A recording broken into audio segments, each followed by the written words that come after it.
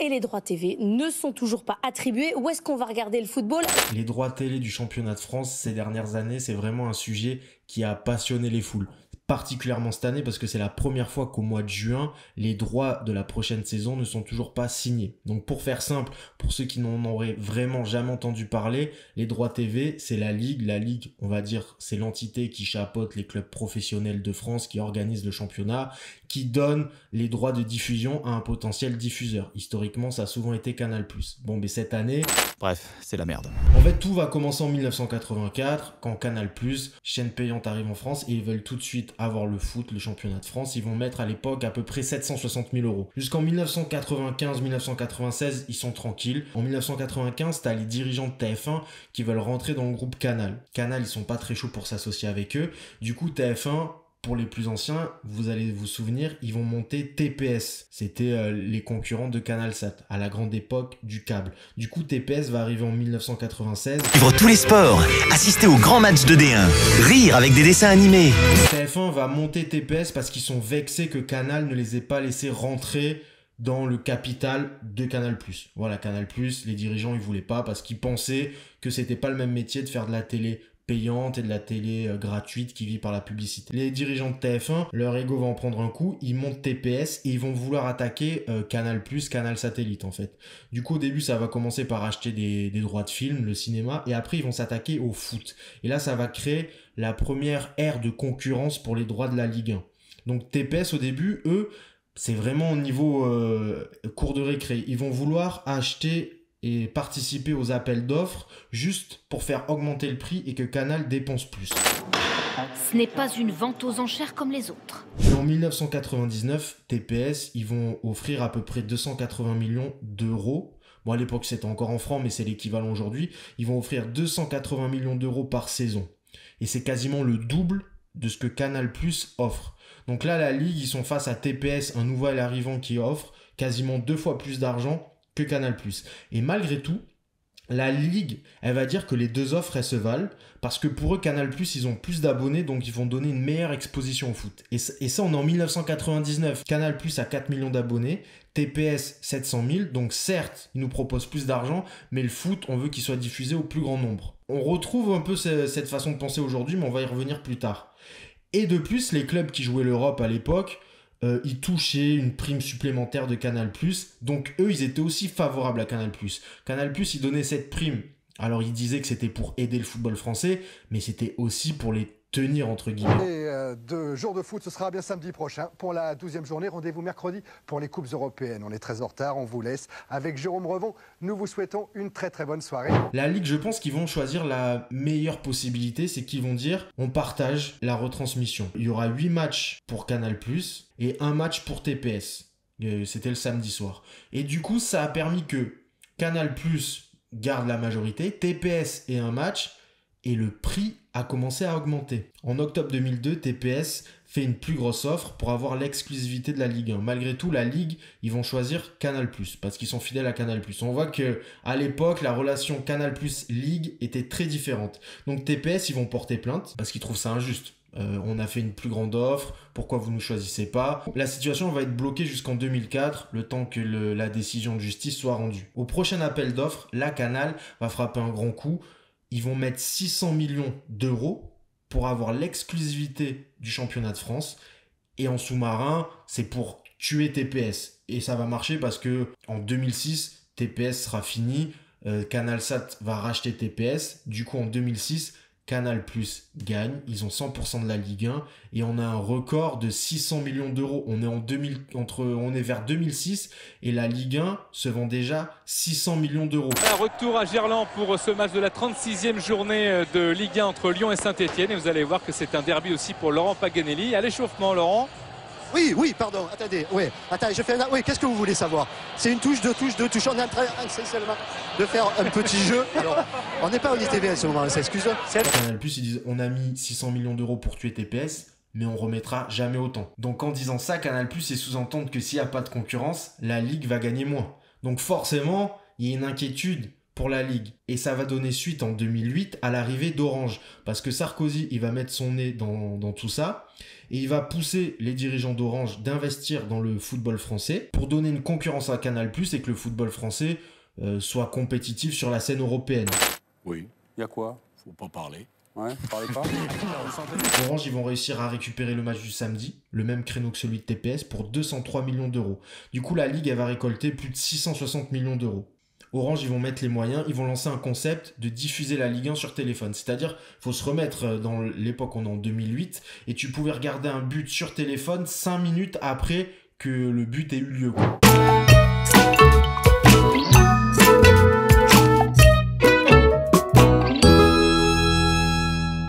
Vu qu'à l'époque, les réseaux, ils n'étaient pas super développés, ça va pas fonctionner. Et Orange, ils vont vite arrêter le massacre parce qu'ils vont perdre beaucoup d'argent entre les droits de la Ligue 1 d'un seul match et les productions d'émissions, etc., leur système de buts diffusés sur le téléphone. Ils vont pas avoir assez d'abonnés. Un match par semaine, ça suffit pas pour que les gens s'abonnent à une chaîne de foot. Donc tu vois, ils ont pris les droits en 2008 et en 2012, ils arrêtent totalement la chaîne de foot. Bonjour, c'est Pedro Parlota, vous regardez la chaîne beIN Sport. Salut à tous, c'est Olivier Giroud, vous regardez beIN Sport. Donc 2012, Canal, ils se disent super, on est encore tout seul, on a eu TPS, on a eu Orange, on est tranquille. Et en 2012, on voit l'apparition d'Al Jazeera Sport qui va devenir beIN Sport. Et là, la Ligue, quand ils voient arriver ça, au début, beIN Sport, ils sont pas spécialement intéressés par le fait d'aller chercher la Ligue 1. La Ligue, eux, ils se disent, bon, Canal, ils vont se retrouver tout seuls, il n'y a pas de concurrence, on va aller démarcher beIN Sport. Et du coup, ils vont démarcher beIN Sport pour créer de la concurrence. Et ça fonctionne parce que beIN Sport, ils vont lâcher 200 millions d'euros et je crois que Canal va lâcher le double, 400 millions à peu près. Du coup, beIN Sport va récupérer 8 matchs sur 10 par semaine et Canal+, eux, ils vont récupérer 2 matchs, mais les 2 affiches. Et en même temps, beIN Sport, ils vont investir sur plein de choses, Canal+ aussi, etc. Et c'est là qu'on va perdre la Ligue des Champions sur TF1. Ça sera la dernière année où on verra la Ligue des Champions sur TF1 en clair, en gratuit. Bonsoir à toutes et à tous. Nous sommes très heureux de vous retrouver dans ce stade, l'Allianz Arena de Munich, pleine à craquer ce soir, 69 000 personnes pour assister à ce match. Les Allemands auraient pu vendre 400 000 billets. Et l'association de concurrence entre beIN Sport et Canal, elle va continuer. En 2014, les prix continuent d'augmenter. Canal va lâcher 540 millions pour avoir les 3 affiches par semaine. beIN Sport va lâcher 180 millions pour 7 matchs. Donc là, on est à peu près aux alentours de 720 millions dès 2014, alors qu'aujourd'hui, en 2024, les 720 millions, on les réclame, entre guillemets.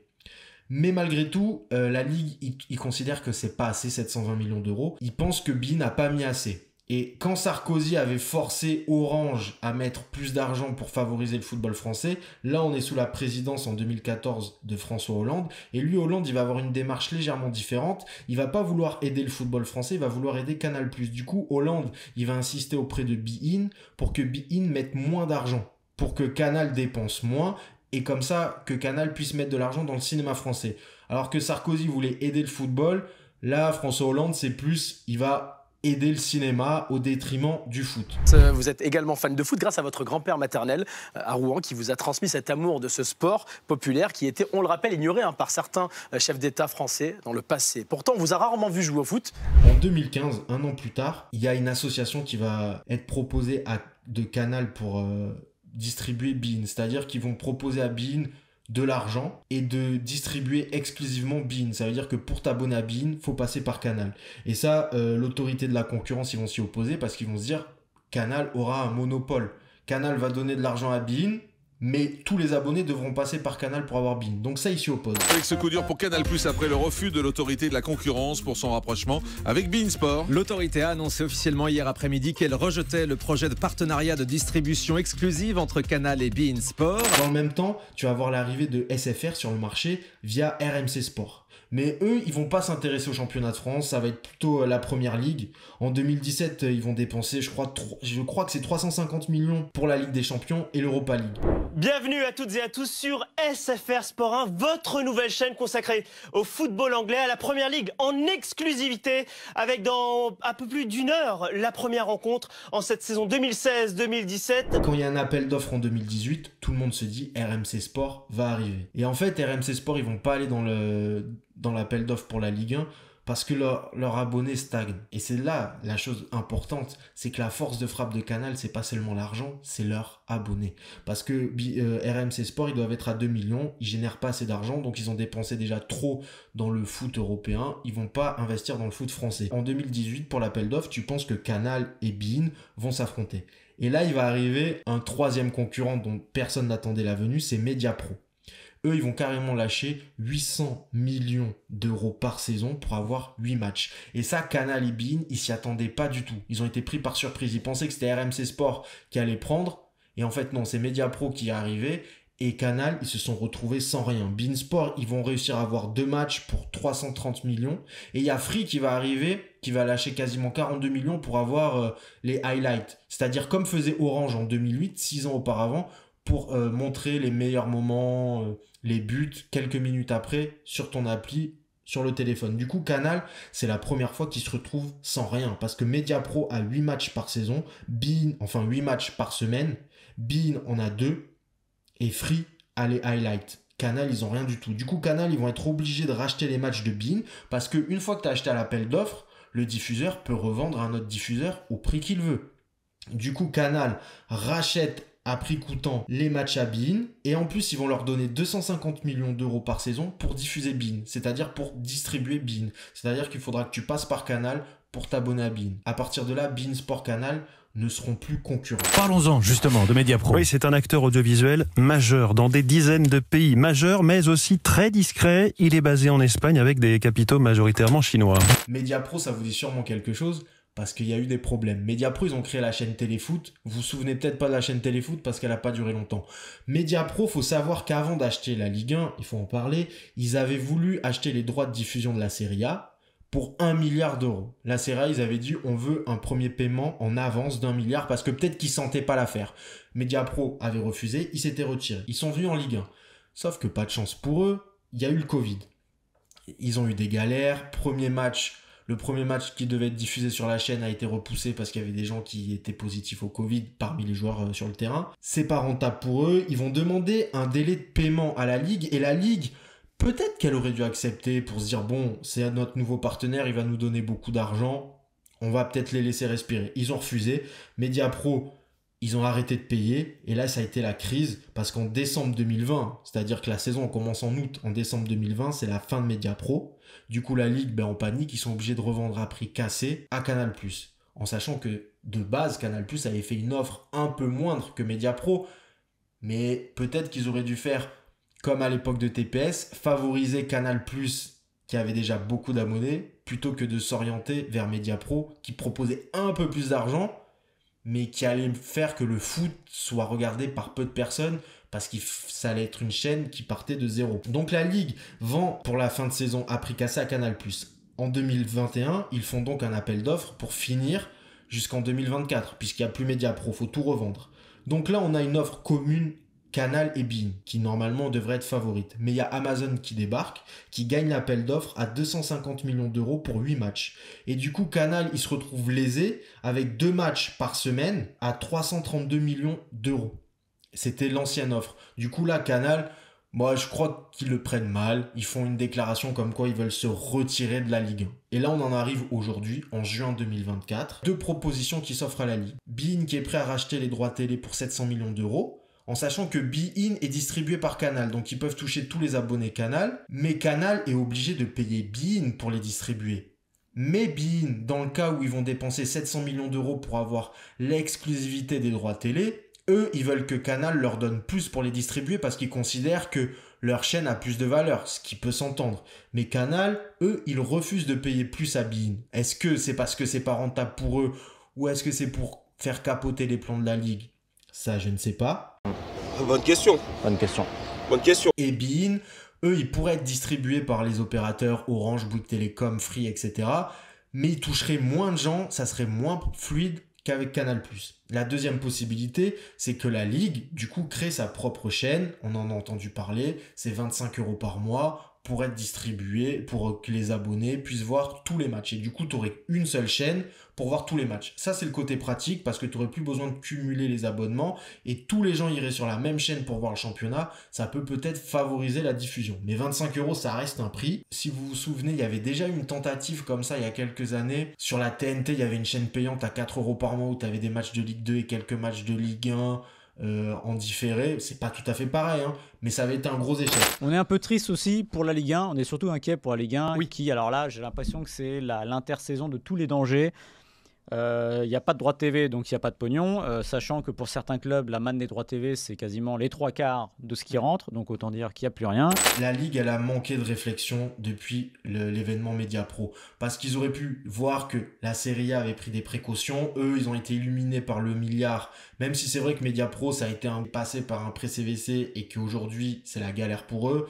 La Ligue 1, je rappelle, face aux événements du Covid, c'était la crise. Ils ont souscrit à un prêt auprès de CVC. C'est déjà pas un très bon choix. Et je pense que maintenant, on peut tirer la conclusion que le foot, c'est pas un produit assez fort pour attirer rapidement de nouveaux abonnés. La Ligue 1, c'est pas filmé pareil.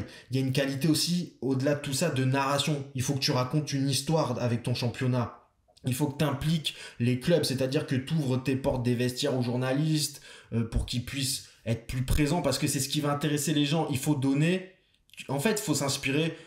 Par exemple, le MMA, ça marche en ce moment, tu vois, le trash talking. Alors, je dis pas que dans le foot, il doit avoir ça, il faut trouver son propre truc, il faut pas aller forcément dans ça, mais il faut laisser de la place pour offrir un vrai divertissement aux gens. En offrir plus, les gens, ils aiment écouter des émissions de foot à la radio, donc ils aiment qu'on parle de foot peut-être plus que regarder le foot. Donc il faut repenser les formats avec les highlights, tout ça. Il faut repenser les émissions. Et peut-être qu'on pourrait retrouver un truc qui serait plus concurrentiel avec les autres programmes, parce qu'aujourd'hui il y a beaucoup de choses à regarder. Et peut-être, déjà, il y a plein de programmes de foot à regarder, il y a plein de championnats. Il y a beaucoup de gens qui vont préférer regarder la Ligue des Champions ou même le championnat anglais ou le championnat espagnol. Et puis, il faut reconnaître aussi que ces dernières années, la Ligue, ils ont préféré des diffuseurs qui mettaient de l'argent plutôt que des diffuseurs qui étaient capables de les diffuser au plus grand nombre. Et le foot, c'est devenu petit à petit un truc que tu t'habitues à ne pas regarder. En tout cas, le championnat de France, tu t'habitues à ne pas le regarder et juste à avoir les résumés. Et les gens, ils sont pas prêts à payer 3-4 abonnements pour voir quelque chose qui, petit à petit, s'est éloigné. Tu vois, au début, tu voyais tous les matchs et puis après, il n'y en avait que quelques-uns sur Canal, ça te suffit. Et puis aujourd'hui, tu t'en fous. Les clients, les spectateurs, les téléspectateurs, ils n'ont pas été respectés. Quand aujourd'hui, tu vois qu'à Monaco, tu pourras aller au stade pour toutes les compétitions à 24 € par mois et qu'il y a une chaîne qui te propose 25 € les matchs, c'est pas totalement la même offre, bien sûr. Mais les clients, les spectateurs n'ont pas été respectés et je pense qu'on n'a pas choisi leur confort parce que la Ligue, c'est trop dit. C'est un produit fort, les gens suivront quoi qu'il arrive. Et en fait, non. C'est un produit qu'il faut savoir vendre. Et aujourd'hui, il va falloir faire des efforts pour le vendre, pour que les gens aient envie de le regarder, aient envie de s'abonner. Mais juste un mot quand même, parce que c'est les infos du jour, les infos droit télé, bien évidemment, dossier qu'on suit de près dans l'after. Et donc Vincent Labrune va se contenter désormais de 500 millions. Oui, au petit-déj, il s'est réveillé ce matin et d'un coup, il n'y avait plus de beurre, les biscottes, elles s'étaient barrées.